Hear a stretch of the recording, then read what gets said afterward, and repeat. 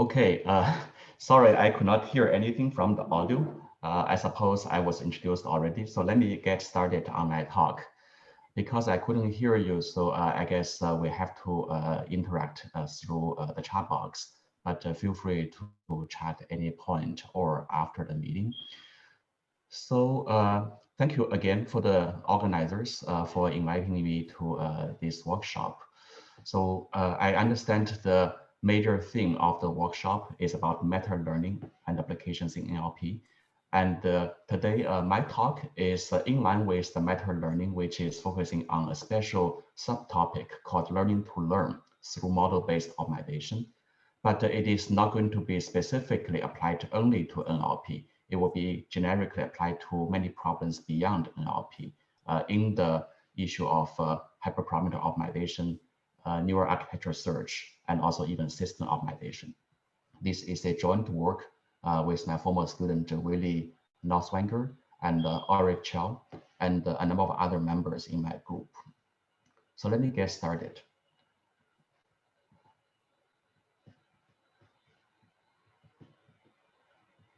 Trying to move the mouse into my screen. All right. Sorry, I couldn't. Okay, so. All right.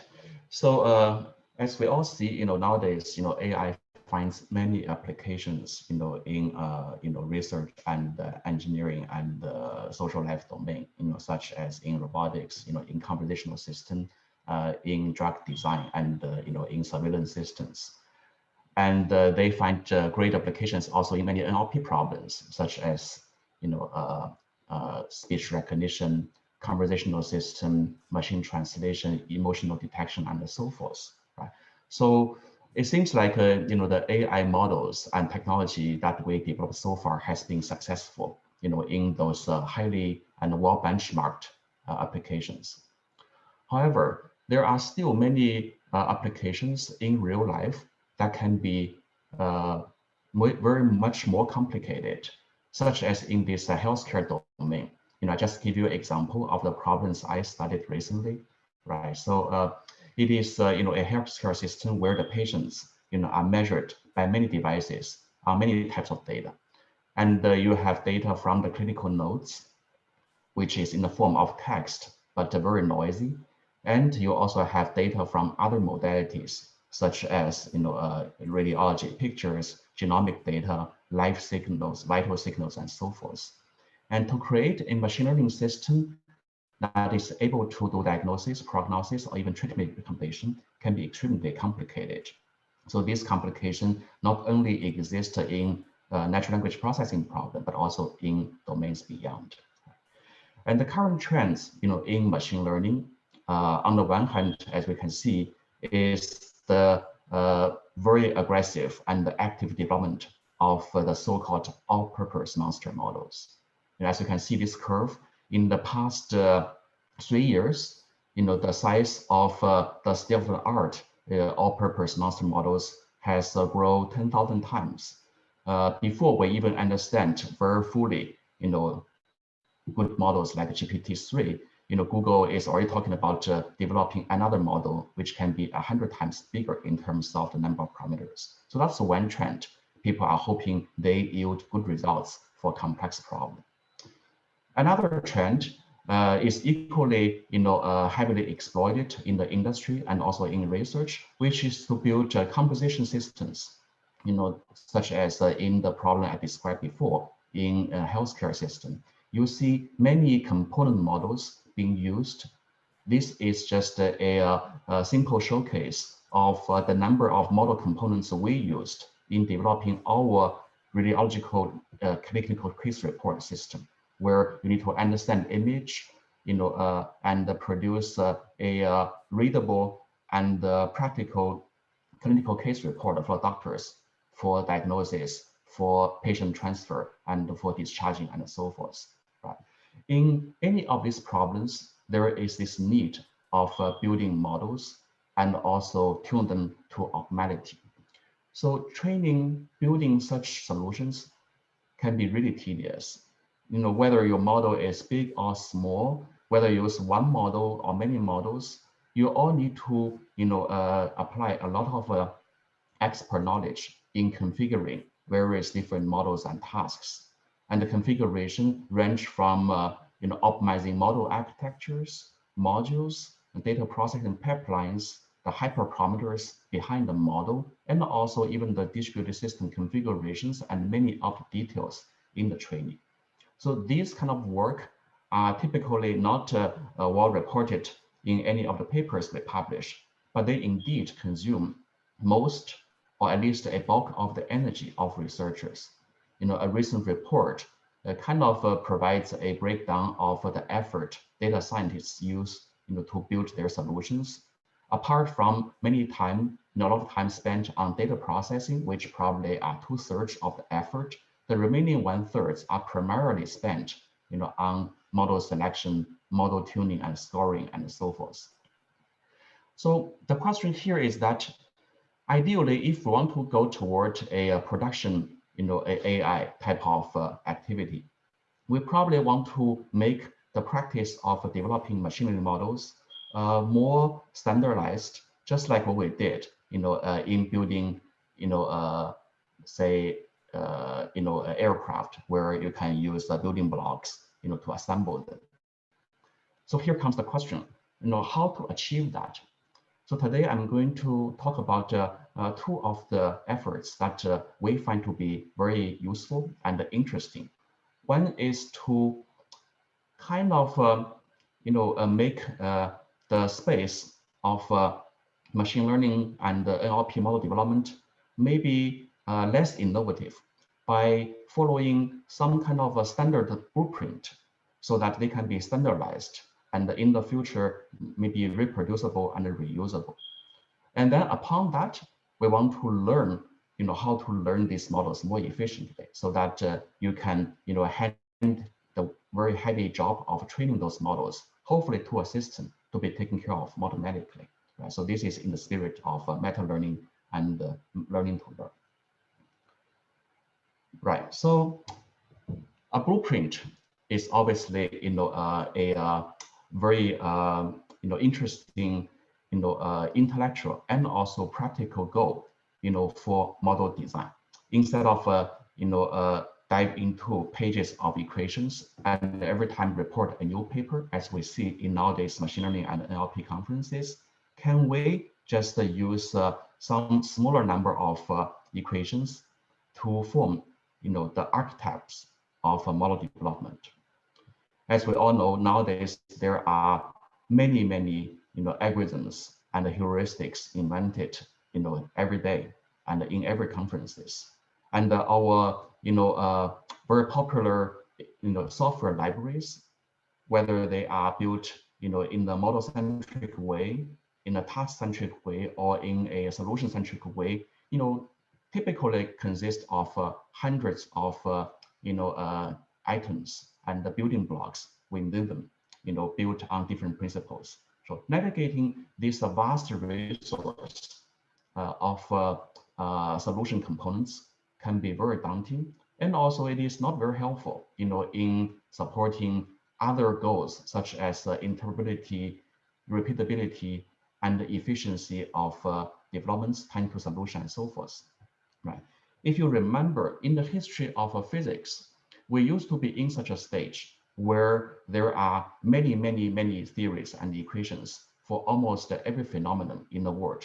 In fact, in the early 19th century, electricity, magnetism, lights, and other things all have their own equations and are viewed differently by different scientists. Right? But along the way, of the evolution of physics, physicists, has been pushing, very hard to discover the so-called standard equations, starting from Maxwell's function that unifies the electricity and the magnetism, all the way down to nowadays we're talking about the Mills-Young, standard fields, the unification of natural forces under such equations and so forth. So nowadays, the roadmap of the physics is reasonably clear and predictable that people are following these kind of blueprints to advance their research. So we ask, in AI, maybe we can also try to reduce at least the number of equations, right? So here is one such example. In some of the recent work that I did with students and colleagues in my team, we discovered that using this equation, which is called a standard equation, we can actually recover, most of the, existing popular learning paradigms just by plug in different configurations of each of these terms. So let me say a few words about each of the term. The first term in this equation is called the experience function, which can be configured to accommodate different types of experiences, such as data examples, rules, rewards, adversaries, all kind of experiences, you name it. And the second term is called divergence function, such as using a cross entropy. They are part of the loss function to improve the quality of the learned model against a reference model, say held by the teacher, through a teacher-student kind of an iterative mechanism, which induce a lot of the algorithmic innovation. And the last term is called a uncertainty term, which can be a Shannon entropy or some other more advanced form of information theoretic measure, which again governs the quality of the model. It turns out that this standard form, which can be instantiated depending on your different type of data and different type of learning goals, can actually be instantiated to represent different forms of learning we now know in the literature. For example, by plug in F and D and H, using these specific forms, you can recover maximum likelihood estimation, active learning, reinforcement learning, generative adversarial learning, and so forth. So I feel this type of reduction can potentially greatly reduce the space, the necessary space of innovation, in machine learning, so that you don't have to reinvent the wheel and still get productivity out of it. One example of this productivity is to allow, for example, learning from all experiences. We all know that nowadays machine learning, AI agents, robotics are heavily relying on a wide spectrum of experiences, way beyond just data examples, but also includes like rules and constraints in the form of a knowledge graph, for example, interaction with the environments to get rewards, auxiliary agents to play against you, adversaries, or even sometimes you imitate, a master, from his play. So how to, in fact, each of these paradigm is handled now by, or each of these experiences is now handled by a different learning paradigm. To handle rewards, for example, you have to apply reinforcement learning. But to apply constraints, you have to do regularized maximum likelihood learning and so forth.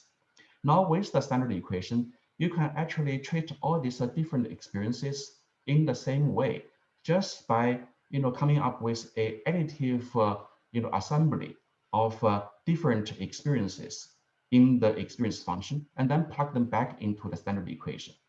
And that actually creates a very rich set of effects, which can be illustrated by this example in say controllable text generation. We know that controllable text generation is a very interesting but actually non-trivial task, especially when you want to not only generate the text but also to further augment it, for example, to make it sounds like a positive in terms of sentiments, make it appear like the speech from a certain author or individual and so forth, right? So how to combine all these experiences or the different effects, because you may not have enough training information for all the characteristics that you need, right? But with the panoramic learning enabled by the standard equation, you can pretty much do the following, right? So in fact, you can introduce a particular type of experience only based on the sentiment. Obviously, that is not going to be adequate because it only gives you, a very pale and simplistic, flavor of the text, such as they will say every word is good.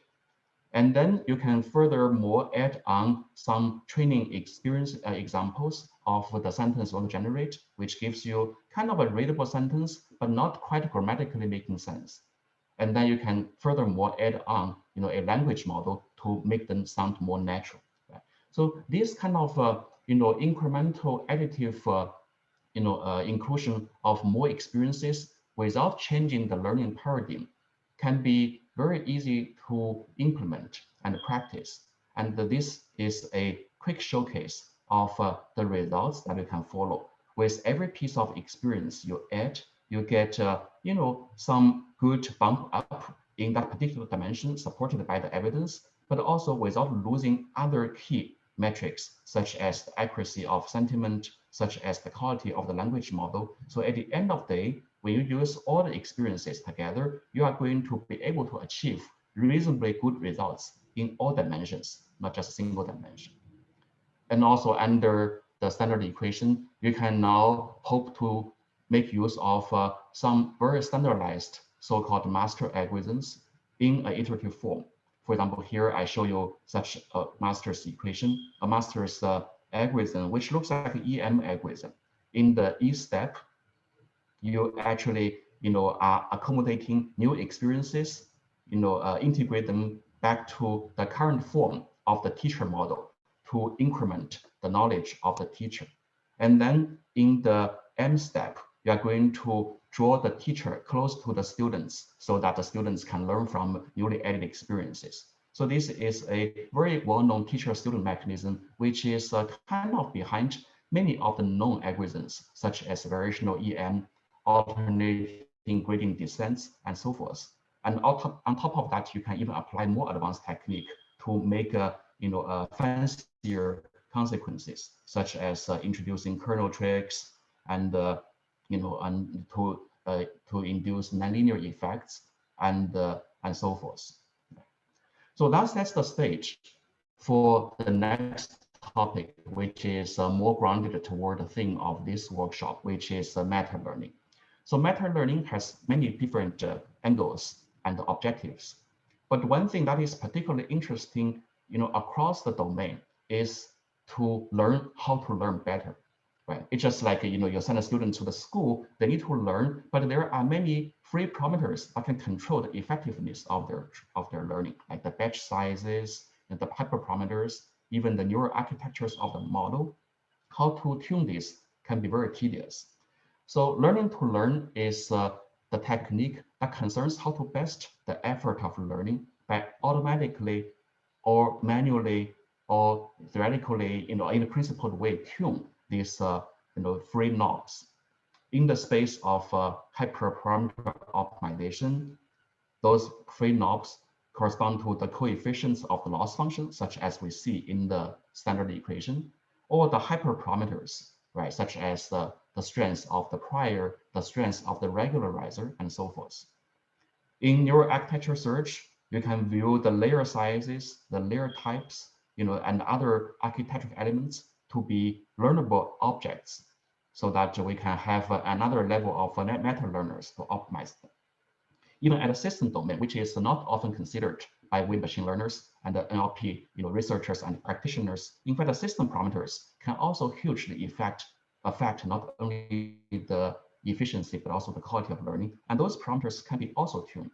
So in the next couple of minutes, I'm going to run through a couple of examples of how to learn in this space that matters the quality and effectiveness of say NLP applications, and see how can we rely on a principled, elegant, mathematically effective approach to do so in a unified fashion. There can be also a variety of different objectives to achieve in such learning. For example, in NLP, we care about the BLEU scores, right? And maybe some other sentiment classification errors. But also, in computer vision, for example, we may worry more about, say, pixel level accuracy and so forth. So all this can be, treated as an objective for the learning to learn agent to optimize against. In fact, if you want to deploy your outcome into a system, you may even need to worry about some extrinsic, metrics, such as the hardware you have to use, the line of code you have to write and debug and maintain, the energy consumptions, and so forth. right? So all these can still be included in our meta-learning. So how to do that? Well, in fact, to do so even more effectively, we could imagine the need of automatically tuning those parameters, because we can see that there are a lot of such parameters to be tuned. It's a very high-dimensional, learning problem, which can be too tedious for human to do it effectively, and also accurately. So auto-learning could also be a goal we want to achieve. So how to do that? One of the very popular approach these days people look into is the so-called black box optimization. So black box optimization is the concern basically how to optimize a very expensive black box function, such as training the entire model by using multiple number of queries, because you don't actually have a closed form of the black box function, such as the cost of training the entire network. You cannot find a derivative, for example, or numerically optimize it. But you can just give it a try the system once and see how good your result is, how expensive it is, and then try a few more times to figure out what's the best configuration for you to get best outcome. So this type of applications or technique has been now already applied not only in HPO and the NAS, but they have been used already for system auto-tuning and scientific discoveries and so forth. So I'm going to go through 3 examples in the next few minutes to illustrate how can we do model-based black box optimization. So here's a setup. Our goal is to find a point in some domain which can best optimize the objective, right? Which is say learn the best model, and also using the least cost. You don't want to query them too many oftentimes, because say training a GPT-3 model itself could cost you $1 million and a couple of weeks, right? So this is not a reinforced learning setting. You can cheaply interact with the environment and collect a trajectory. Here, you have to be very frugal, even in your trial and query. So let me introduce a few terminologies, right? So the first thing we need to define is the domain of optimization, the search space, which includes, for example, the hyperparameters and the whole family of possible architectures of a neural network. Then the query is this very costly evaluation, of the model, how to train it. You don't want to really try too many times, as I said. An objective is to say achieve the best intrinsic or extrinsic outcomes. So in the past, this problem has been also very heavily studied, and the popular techniques include simple techniques such as like grid search, for example, or random search, which kind of work if your search space is very small. Say you have only say 2 hyperparameters to search, or you have 10 neural architectures to try, then maybe this kind of approach can work. But given that we are now in the space of very complex, say, natural language models like the GPT-3 or BERT models, you may want to employ a machine which can automatically and systematically search the domain space. And that's where we introduce a technique known as Bayesian optimization or model-based optimization. So here's a setup. First of all, we recognize that there is an uncertainty in terms of the return, given your query. So you want to, try one particular configuration of the hyperparameter, and you get, a training outcome, which you probably are not sure a priori how good they can be. So we introduce what is called the probabilistic acquisition model to model this uncertainty, so that we can intelligently plan the query downstream, to perform efficient optimization. Right. So it basically maps each configuration of the query to an uncertainty over the objective Y. And then we're going to, take advantage of this uncertainty model to build what is known as an acquisition function, which defines the utility of each configuration, so that it guides you to find the best next query you want to use to train the model. Right. So the algorithm looks like this. It's kind of a double loop. On the outer loop, you define the acquisition function using the probabilistic acquisition model, which captures the uncertainty of the query and outcome pair. And then in the inner loop, you are going to optimize this acquisition function so that you can yield the next best configuration you want to test, hopefully in a very frugal way.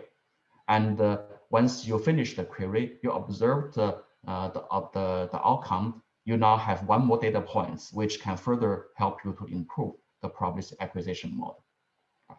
So we can step into this process a little bit more and see and visualize what happened, okay, in the meta-learning process. So we began with a few, say, training a few data points already of query and outcome pairs coming from the earlier experiences of this iteration. And also you have a prior distribution of the function mapping between the query and outcome, right? And that leads you to a posterior distribution of the functions, which actually could be using a Gaussian process or other type of Bayesian functionals to model. And accordingly, because the uncertainty of the query and outcome pair is now modeled by the probabilistic acquisition model, we can further come up with an acquisition function, which now defines the utility of every query point like this. You can see that in places where you have more uncertainty, like in here, of the function, you actually have more utility to use so that you can try the next example there. But in region where you already have observation, the uncertainty is pretty low. You kind of already settled on that. You don't have to try too much unless it is extremely valuable in terms of the objective functions, right? And then accordingly, you use the acquisition function to determine the next query points, say here, and then you execute this query. You get an actual outcome like this, and as a result, you can now have one more pair of x, y, hoping to improve your probabilistic acquisition model in the next iteration. So as you can see, this particular step of performing optimization over the acquisition function to yield the next query point is one of the key steps in making the whole thing work. So let's take a deeper look into how it works. So here, the key idea is to really take advantage of the differences of your current probabilistic acquisition model and the newer probabilistic acquisition model resultant from one more trial of the query function, and see where you have gained the most in terms of say your uncertainty over the quality of function, right? So say we are beginning from here where you have a fairly uncertain distribution of posterior distribution of the functions, right? And you can actually sample from each of these functions the optimum point of the next query, which actually gives you a posterior distribution of the x star, okay, for the next query. And then you can actually measure the entropy of this posterior to basically quantify the level of uncertainty or the quality of your function as of now. And then that gives you this very interesting definition called the expected information gain based acquisition function that measures the difference of the entropy of your current posterior versus the expected entropy of your newer posterior if you try one more time using the current query. Right? So it's kind of intuitive, and there exist very clever ways to compute and optimize this form. So with that, you can now let the system to take over the meta-learning task and learn to pick the best hyperparameters to learn the model. And we compared our method based on Bayesian optimization over a number of alternative methods, including, for example, the random search and a number of other different search technique. So our curve is this blue one. You can see in many of these cases, in fact, in most of these cases, it gets down to this is the score of the validational error. Lower the better. You can see that we are in most cases the lowest, and we are consistently achieving a better validation error across different models. There are some other technique which can occasionally do well, but they are not very consistent across different learning tasks. You want to have a system which are general purpose and universal to different learning. And I think the Bayesian optimization approach that we propose achieve that goal. Now let's see how to use this for applications other than hyperparameter tuning. Right. So NAS is a very interesting thing, especially nowadays. We have this strong interest in designing large all-purpose monster models or designing many component models for a big assemblage of complex tasks. So here the optimization space is no longer continuous hyperparameters. They become a little bit more challenging, such as the very structure of the model in terms of layer types, in terms of architectures and topologies and so forth. So we can define a graph representation for this information, and then we want to basically build a function, develop a technique which can measure the differences between different architectures and also model uncertainty over that to apply our model-based optimization technique I just mentioned. So this is the major challenge, how to define the difference between structures and how to model their uncertainty. There are a couple of techniques out there which kind of bypassed this approach, but at a cost of achieving lower efficiency. So let's see how our technique works. So here there are two key ideas. One is about how to measure the difference between architectures. We define a distance function between architectures called optimum transport function, which allows you to quantize the differences between different architectures. But it is only give you pairwise distances. But luckily, given only pairwise differences of sample points, you can already define a function to model the uncertainty over the original distribution of the function, which is the Gaussian process. Remember, to define the Gaussian process, all you need to provide is a pairwise adjacency matrix, right, to allow the function uncertainty to be modeled. Therefore, we are going to plug in this distance function into a Gaussian process to enable a Bayesian optimization technique. So that's actually graphically illustrated here. You achieve both uncertainty of the function over neural architectures, and also you can quantize the differences between architectures. And then you can also define accordingly the acquisition model, which gives you a way to search for the best neural architectures in the next query. Just to give you a little bit more sense about how this distance reflects the difference between different neural architectures, you can do a singular value decomposition to project different neural architectures into the top two principal dimensions. You can see that these different architectures are indeed spread out interestingly, to a two-dimensional plane. The small architectures seems to be closer to each other, but the bigger architectures are much further apart to reflect the effort in changing the design. And in fact, if you have a good representation of the input architectures in a vector form, such as using a path encoding method, you can further introduce a more advanced technique, such as a Bayesian neural network, to replace the Gaussian process to model the uncertainty of the query and outcome function, so that you have a networks of networks for you to solve the meta-learning problem. And this technique has the advantage of being multitaskable. You can at the same time model, say, accuracy and uncertainty as two alternative outputs, and hopefully kill two birds in one stone. Okay, so that's a quick showcase of the results. You can see again, our technique named bananas, outperforms many of the alternative approach in your network in your architecture search, in terms of the test error over training time.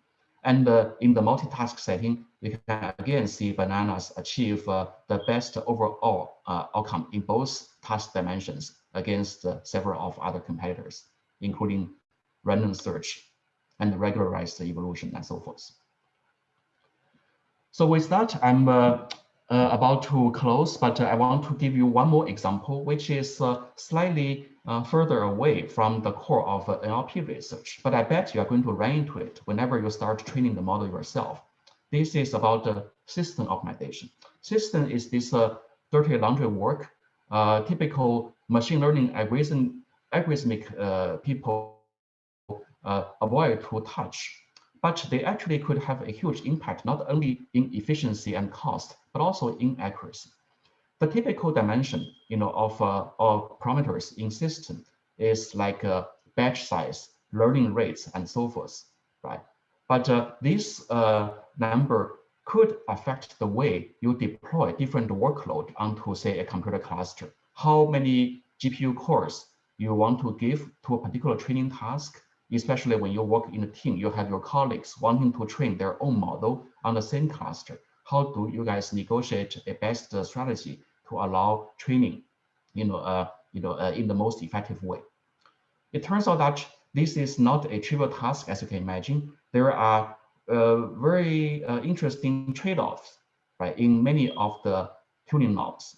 For example, when you tune the batch size, to say improve throughput, you could achieve a good throughput, but you may actually suffer from statistical efficiency because the training quality of the model may reduce. Therefore, you have to find this sweet spot where a hyperparameter such as the batch size or learning rate gives you a best trade-off of throughput and, say, statistical efficiency.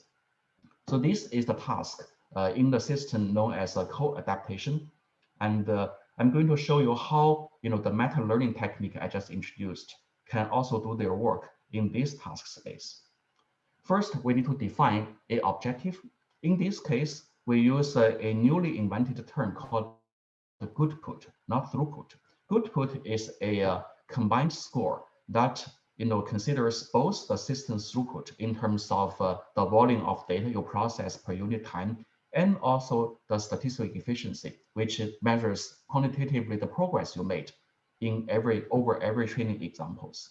And there are a number of hyperparameters I listed here, which can jointly or individually affect the value of the Goodput. And then the meta learner can actually use this as an objective and start their model-based approach or other approach to search for the best configuration of those system parameters. And typically, these system parameters are interlocked. Therefore, if you tune one of them, you have to also co-tune the other ones. Therefore, that's also called co-adaptability. So the whole system looks like this.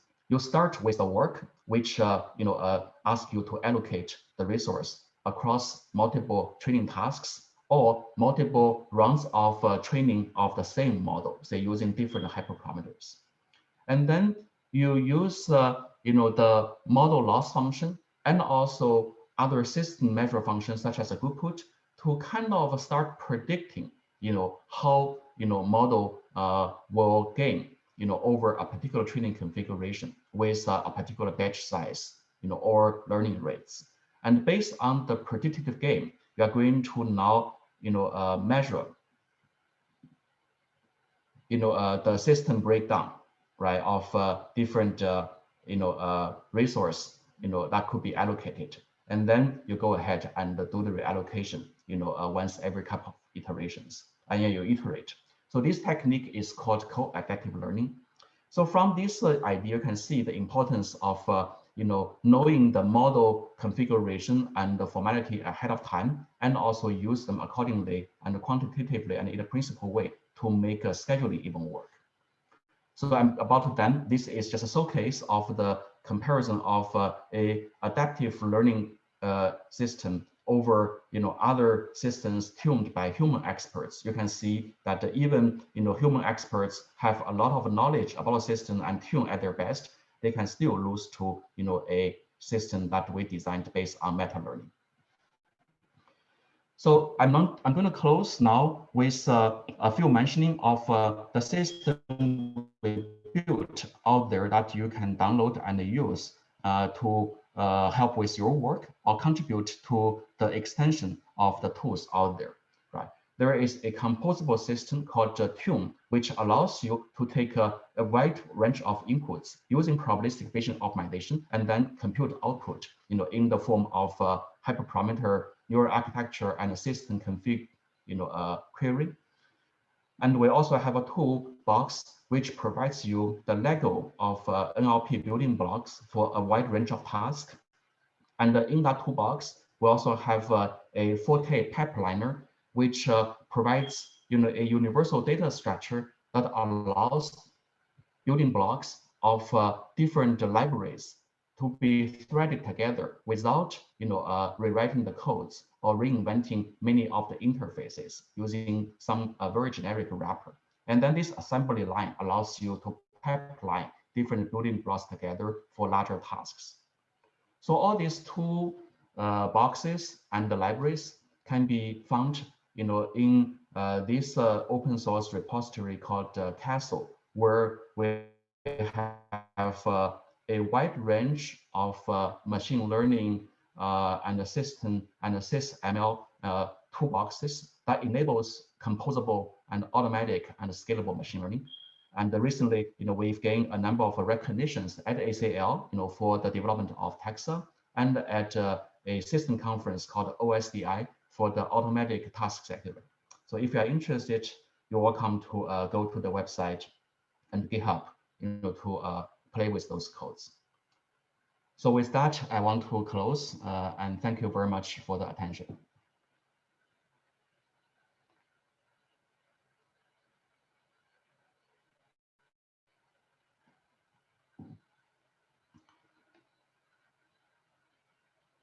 Okay, so there are two questions. I'm going to read it out.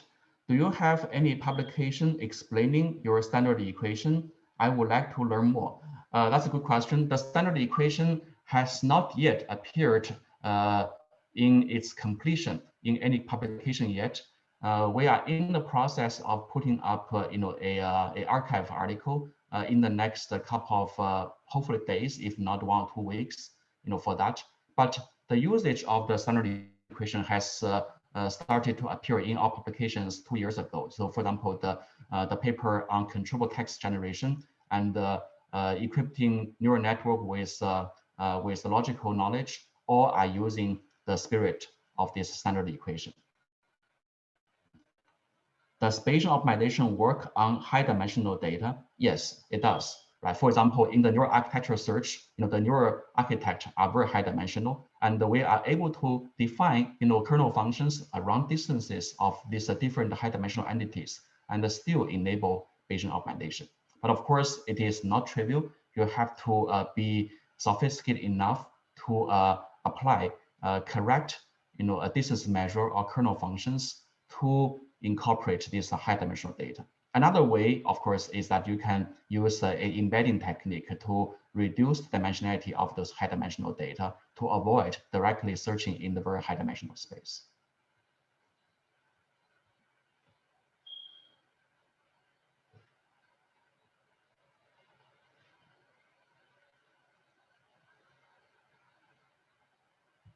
Okay, let me know if you have more questions.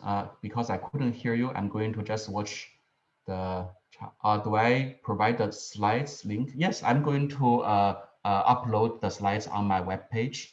And hopefully the video of this talk can be made available as well, over YouTube. I saw you have a slides about optimizing for environmental metrics, which are very interesting. Could you elaborate more on the metric? And are there any existing work benchmarks? Are they related to the Goodput you mentioned? That's a very good question. Yeah, the environmental metric is one of the key aspirations and inspirations we use to advocate the need for more responsible and economical machine learning.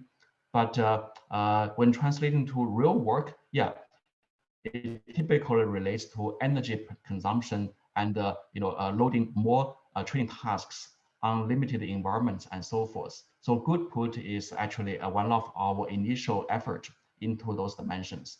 But in the future, we do want to work with collaborators to look into carbon emissions, electricities, and so forth, which is a little bit hard for us to model and measure.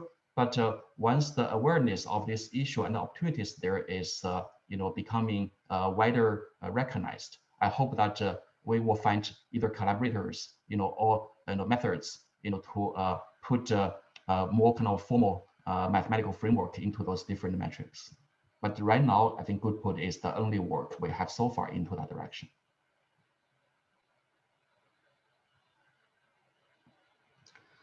What are some of the open challenges you see in Bayesian optimization for NAS? And what are some of the promising directions that you would encourage people to explore? Yeah, that's a very good question. I think the definition, in NAS, searching a neural architecture space itself, systematically is by itself a very challenging task. Right now, we use genetic algorithms, to kind of navigate through all the space of architectures. But definitely, I think, smarter operators, which can more directionally and effectively navigate a space, is really in great needs. And also, in terms of promising directions, I would say there is a general neglectance right now, in the machine learning field or in NLP field and the vision field when they design a model, regarding the consequence and also the degree of difficulty and cost entailed to train those models. Can they design a model that can be accurately or effectively economically trained? This is really not in the knowledge of the model designers. So I think one of the promising and very interesting direction is to follow some better principle and theory so that you can make some prediction in the direction of cost and accuracy and effectiveness when you apply a certain training configuration, say certain learning rates, certain batch size, and a certain algorithm for architecture or Hamburg tuning.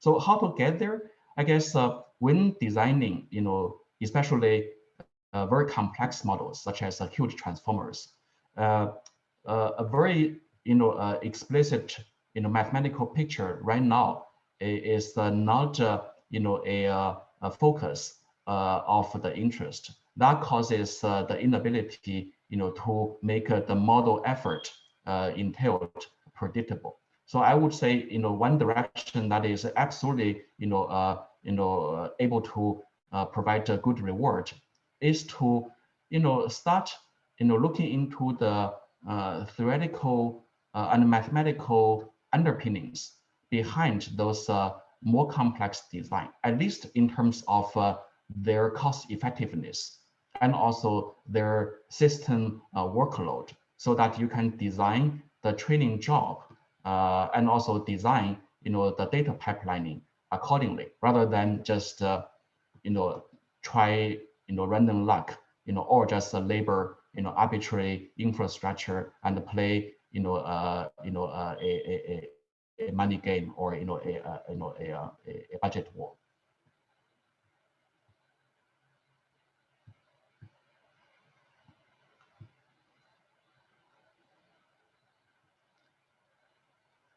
These are great questions. Thank you very much. Any more questions? I guess my time is probably off. If you have more questions, feel free to just email me. So am I supposed to stop sharing and log out? Just let me know. Yeah, sure.